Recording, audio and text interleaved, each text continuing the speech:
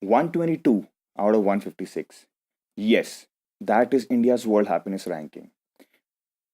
Why is that, you wonder? Well, there are several indicators that define the happiness index, and India ranks poorly on almost all of them.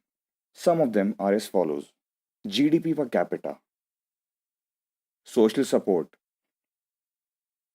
healthy life expectancy, freedom to make life choices, generosity, and perception of corruption. But that's not it. What's worse is that India's rankings have been steadily dropping since 2013 with no end in sight. But we, the Beer Janta Party, are here to change this because by 2022, we aim to bring our country on a World Happiness ranking of 90 from 122. This is a comprehensive 5-year plan. The first and the foremost is to reduce malnutrition amongst children. Did you know that malnutrition is currently one of India's biggest health emergencies? Over 48% of the country's children under the age of 5 are stunted. And that's primarily because we as a country are not able to ensure easy access to nutritional food to our fellow citizens. This also leads to many pregnant women becoming undernourished, hence adding to the malnourishment amongst newborn children.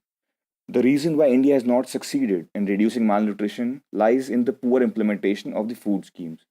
With that in mind, our party's efforts will be directed towards improving the efficacy of three key policies. The first one, the National Food Security Act, to ensure access to food grains and provide monetary benefits to pregnant women. The second one, integrated child development services, to improve the nutritional and health status of children. And the third one, food fortification, to provide essential vitamins to everyday food items. Number two on the list is improving healthcare in India. Another key aspect to improving life expectancy in India is by enhancing India's healthcare infrastructure. Today, over 700 million Indians do not have access to medical facilities.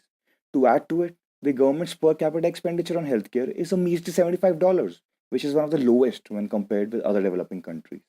We plan to prioritize healthcare and increase healthcare budget from 1.2 to 4% of GDP. The increase in funding will mainly go towards building primary healthcare facilities for treating common but deadly diseases such as malaria, tuberculosis, typhoid, jaundice, etc. In addition to this, we will also introduce a private healthcare bill to spur more private investments in the healthcare industry and build world class medical facilities in India. Number three is to empower Indians to make life choices. We firmly believe that each one of us deserves to be able to make choices for his or her own life, and it will be a key driver towards increasing happiness across the nation.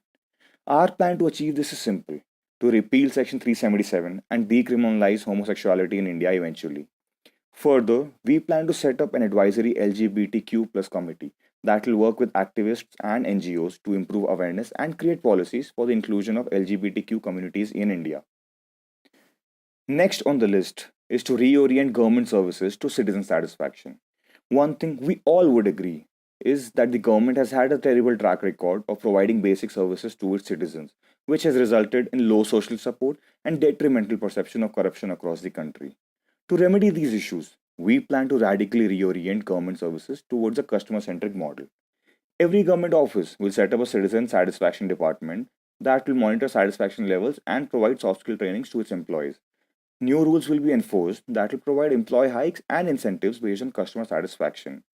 An official website called rateyourbabu.org will be launched to track and incentivize good service delivery.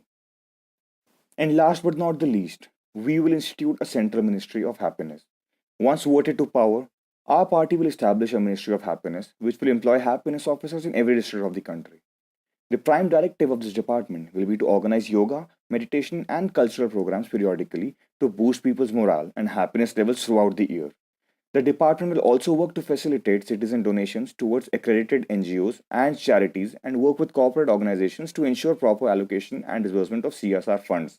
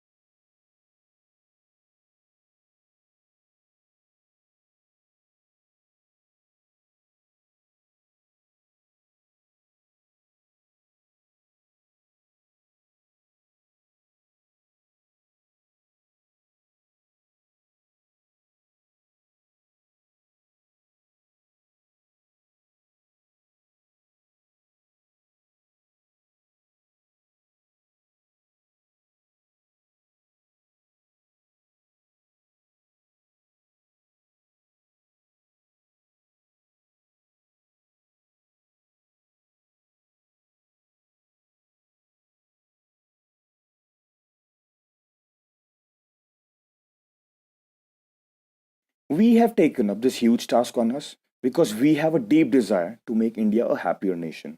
And we need each one of you to join us and fight this battle with us, as only then will the true potential of the nation be seen. It's never too late, they say. So we are here to immediately start working towards our goal.